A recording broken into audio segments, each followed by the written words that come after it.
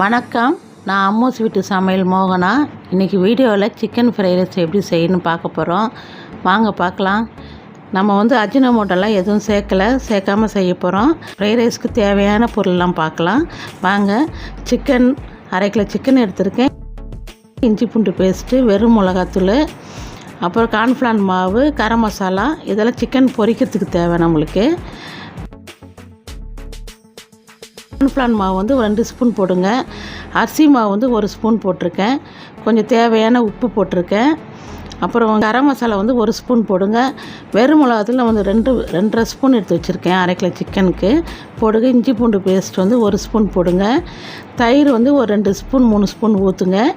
ஊற்றிட்டு நல்லா பிசைங்க. அதை பிசைஞ்சு ஊறட்டும். நல்லா எல்லாமே நல்லா மிக்ஸ் ஆகிற மாதிரி பிசைங்க. ஒரு 1/2 ஹவர் இல்லை 1/4 ஹவர் ஊற வச்சா கூட போதும். நம்ம டைமுக்கு ஏற்ற மாதிரி ஊற வச்சுக்கலாம். ஒரு கடாயை வச்சு எண்ணெய் ஊற்றுங்க. எண்ணெயை ஊற்றி கொஞ்சம் எண்ணெய் காயட்டும். காஞ்சவொடனே கொஞ்சம் கொஞ்சமாக எடுத்து நம்ம போடலாம் அதை சிக்கனை. ஏன்னா கார்ன்ஃப்ளவர் மாவு போட்டுறதுனால நம்ம அது கொஞ்சம் ஒட்டும் கடாயில். அதனால் கொஞ்சம் கொஞ்சமாக போட்டு சிம்மில் வச்சு பொரிங்க. நம்மளுக்கு 65 பண்ணுறதுக்கு நான் தனியாக ஒரு வீடியோவும் போட்டிருக்கேன். நீங்கள் அதில் கூட பார்த்துக்கோங்க. இது இந்த மாதிரி பொரித்து எடுத்துக்கோங்க. நம்ம ரொம்ப தீய விடக்கூடாது. இது மாதிரி பொரித்து எடுத்து பொடியாக கட் பண்ணி வச்சுக்கணும். நம்மளுக்கு தேவையான அளவுக்கு பீஸ் கட் பண்ணிக்கலாம். ரொம்ப பொடியாக கட் பண்ணணும்னு இல்லை. நம்ம பாருங்கள், நம்மளுக்கு சாப்பிட்றதுக்கு கொஞ்சம் நல்லா இருக்கிற மாதிரி கொஞ்சம் பெருசாகவே கொஞ்சம் கட் பண்ணிக்கோங்க. எல்லாத்தையும் பொடியாக கட் பண்ணி எடுத்து வச்சுக்கோங்க. நான் எல்லாமே கட் பண்ணிட்டேன். கட் பண்ணிட்டு ஒன்று எடுத்து வச்சுக்கோங்க. இப்போ ஃப்ரைட் ரைஸ் தேவையான பொருள்லாம் பார்க்கலாம். வெங்காயம், பெரிய வெங்காயம் நீட்டில் வாக்கில் கட் பண்ணியிருக்கேன். ஒரு 4 பீன்ஸ் கட் பண்ணியிருக்கேன். கோஸு, அப்புறம் குடமிளகா, கேரட்டு இதெல்லாம் கட் பண்ணி வச்சுக்கோங்க. 4 பச்சை மிளகா கட் பண்ணி வச்சுக்கோங்க. அப்புறம் சிக்கன் கட் பண்ணி வச்சுருக்கேன். ஒயிட் ரைஸ் எடுத்து வச்சுருக்கேன். நான் 1.5 கிளாஸ் போட்டிருக்கேன் ஒயிட் ரைஸும் எடுத்து வச்சுருக்கேன். வெடித்து தனியாக எடுத்து வச்சுருக்கேன் உதிரியாக. அப்புறம் எண்ணெய் வச்சு ஒரு 2 முட்டையை நம்ம உடச்சி ஊற்றிக்கலாம். கொஞ்சம் எண்ணெய் ஊற்றி அது தனியாக பொரித்து எடுத்துக்கலாம். முட்டையை நம்ம பாருங்கள் இந்த மாதிரி உடச்சி ஊற்றி கொஞ்சம் லைட்டாக அதை கலரி விட்டு நல்லா பொரித்து எடுத்துக்கலாம். நம்ம இதை காமிக்கிறோம் பாருங்கள். இந்த அளவுக்கு பொரித்து எடுத்துக்கலாம். நம்ம முட்டை பொரியல் மாதிரி தான். நம்ம பொரித்து தனியாக எடுத்துக்கலாம். நம்ம அதை வெங்காயம்லாம் எதுவும் போடாமல் பொரித்து இந்த மாதிரி வெறும் முட்டையை பொரித்து எடுத்துக்கலாம். இப்போ நம்ம குக்கர் வைக்கிறேன். நான் குக்கரில் பண்ணுறேன்னு.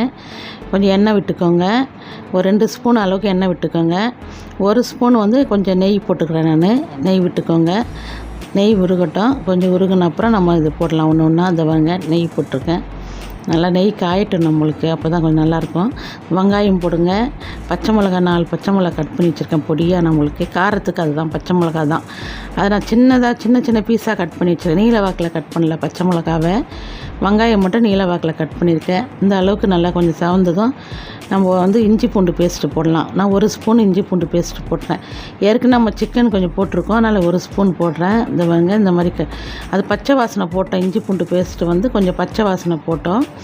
அதில் கொஞ்சம் அந்த வெங்காயத்துக்கு ஏற்ற மாதிரி கொஞ்சம் சால்ட்டு போட்டுக்கலாம். நம்ம ஏன்னா காயெல்லாம் போட்டு வதக்க போகிறோம் இல்லைங்களா, சால்ட்டு போட்டுக்கலாம். இந்த பாருங்கள், இந்த வெங்காயம் நல்லா வதங்கட்டும். வதங்கின அப்புறம் நம்ம எடுத்து வச்சுருக்க காய்ங்கெல்லாம் மொத்தத்தையும் எல்லாமே கொட்டிடலாம். இதில் இந்த பாருங்கள், இந்த காய் மொத்தத்தையும் கொட்டியிருக்கேன். எல்லாமே கொஞ்சம் கொஞ்சம் எடுத்திருக்கேன். காய் நம்ம வீட்டுக்கு தேவைக்கு நல்லா சாப்பிடுவாங்க. நிறைய காய் போட்டால் சாப்பிடுவாங்கன்னா நம்ம அதுக்கேற்ற மாதிரி போட்டுக்கலாம். பசங்க அவ்வளோ காய் விரும்ப மாட்டாங்கன்னா கொஞ்சம் கொஞ்சம் போட்டுக்கலாம். நம்ம இந்த பாருங்கள், எல்லாத்துலையும் ஒன்று எடுத்துருக்கேன். கேரட்டு 1, கேப்சிகம் 1, கொஞ்சம் நெய் போட்டுக்கோங்க கொஞ்சம். ஏன்னா வதங்கலை பாருங்கள். நான் கொஞ்சம் வதங்கிறதுக்காக கொஞ்சம் நெய் போட்டுக்கிறேன் நான். ஏன்னா பசங்களாம் நல்லா சாப்பிடுவாங்க. நம்ம பொடியாக கட் பண்ண சிக்கனையும் அதிலே போட்டுக்கலாம். சிக்கனை போட்டு நல்லா ஒரு 2 பரட்டு. ஏன்னா பொரிச்ச சிக்கன் தான் ரொம்ப இதுவாகும். இதில் கொத்தமல்லி கொஞ்சம் பொடியாக கட் பண்ணி அதை போட்டிருக்கேன். டொமேட்டோ சாஸ் ஊற்றிருக்கேன் கொஞ்சம். அது நம்மளுக்கு தேவைக்கு ஏற்ற மாதிரி நம்ம ஊற்றிக்கலாம். ஒன்றும் ஜாஸ்திலாம் அளவுலாம் கிடையாது. முட்டை பொரிச்சதும் அதிலே போட்டுக்கோங்க. முட்டை பொரிச்சா 2 கலருக்கு அப்படியே 2 பரட்டிடுங்க. இந்த மாதிரி பரட்டிடுங்க. அப்புறம் ஒயிட் ரைஸ் நம்ம எடுத்து வச்சுருக்கோம் இல்லைங்களா, உதிரியாக கொஞ்சம் இது எடுத்து வச்சுருக்கேன் வெடிச்சிடன்னு. அதையும் நல்லா போட்டு நல்லா இது கலரி விடுங்க.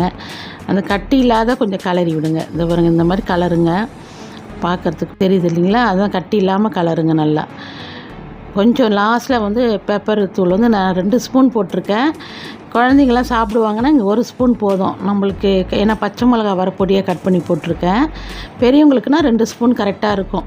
ஏன்னா பாருங்கள், இந்த அளவுக்கு இருக்கணும். பார்க்குறதுக்கு பாருங்கள், கலர்ஃபுல்லாக இருக்குது பாருங்கள். பார்க்க சொல்லவே இந்த மாதிரி இருக்கணும். ஏன்னா வீட்லேயே நம்ம செய்கிறதுனால இந்த ஃப்ரைட் ரைஸ் நல்லாயிருக்கும். டேஸ்ட்டாகவும் இருக்கும். நம்மளுக்கு உடம்புக்கு எந்த பிரச்சனை இல்லை. ஏன்னா வந்து நம்ம அஜினமோட்டோ அதெல்லாம் எதுவும் சேர்க்கலை.